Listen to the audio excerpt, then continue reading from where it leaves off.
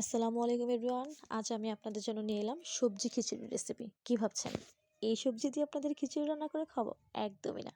এই দেখুন, সবজি খিচুড়ি রান্নার জন্য আমাদের যা যা প্রয়োজন আমরা ঠিক সব কিছু নিয়ে আজকে হাজির হয়ে গেছি।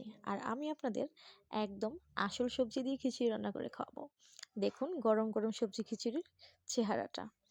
চলুন এবার আমরা দেখে নিই আমাদের খিচুড়ি রান্না করতে কি কি প্রয়োজন। আমরা এখানে নিয়েছি কয়েক রকমের সবজি। নিয়েছি গাজর, ফুলকপি, পেঁপে, মিষ্টি কুমড়া, আলু এবং টমেটো। শীতের দিনে সবজি আমাদের ঘরে সবারই হাতের নাগালে থাকে এবং কম বেশি সব ধরনের সবজি আমাদের ঘরে থেকে থাকে। তাই যখন তখন চাইলেই আপনি খিচুড়ি রান্না করে ফেলতে পারবেন। খিচুড়ি রান্নার প্রধান উপাদান হচ্ছে চাল এবং ডাল।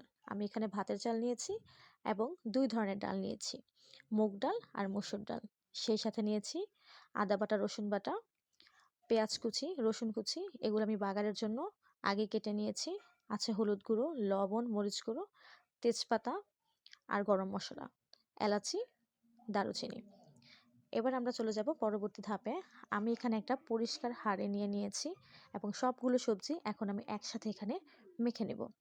সবগুলো সবজিকে আমি একসাথে নিয়ে এখন হাত দিয়ে ভালো মতো মেখে নিচ্ছি।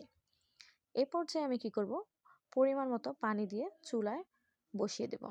দেখুন আমি পানি দিয়ে সবজিগুলোকে নিয়ে নিয়েছি। এখন আমি চুলার হিট একেবারে বাড়িয়ে দেব এবং হাই হিটে আমি এটাকে রান্না করব। সবজি খিচুড়ি যখন আমরা রান্না করব তখন আপনাকে অবশ্যই খিচুড়িকে অনবরত নাড়তে হবে। খিচুড়ি যদি আপনি নাড়তে থাকেন তখন দেখা যাবে কি আপনার খিচুড়ি নিচে দিয়ে লেগে যাচ্ছে। এই দেখুন আমার খিচুড়ি বলক চলে এসেছে।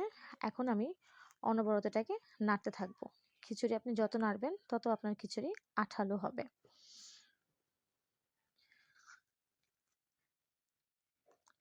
শীতের দিনে খিচুড়ি অনেক মজাদার একটি খাবার এবং খুব লোভনীয় একটি জিনিস। দেখুন আমার খিচুড়িটা অনেকটা হয়ে গিয়েছে।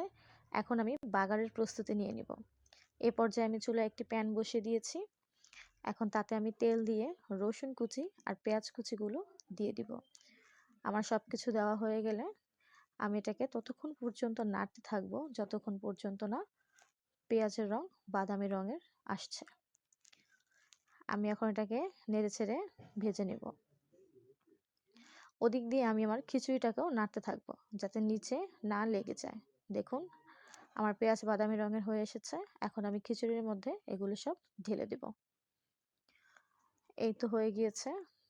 এখন আমি নেড়ে ছেড়ে সবকিছু একসাথে মিশিয়ে নেব। এ পর্যায়ে আমি এখানে কিছু ধনেপাতা আগেই রেখে দিয়েছি। এখন এগুলোকে আমি কুচি করে খিচুড়ির মধ্যে দিয়ে দেব। এই তো আমাদের খিচুড়ি হয়ে এসেছে। এখন আমি একটা পাত্রে খিচুড়িটাকে পরিবেশন করব। দেখুন খিচুড়িটা পরিবেশন করেছি। আপনাদের আমার ভিডিও কেমন লাগলো অবশ্যই কমেন্ট করে জানাবেন। সেই সাথে আমার চ্যানেলটিকে আপনারা সাবস্ক্রাইব করবেন।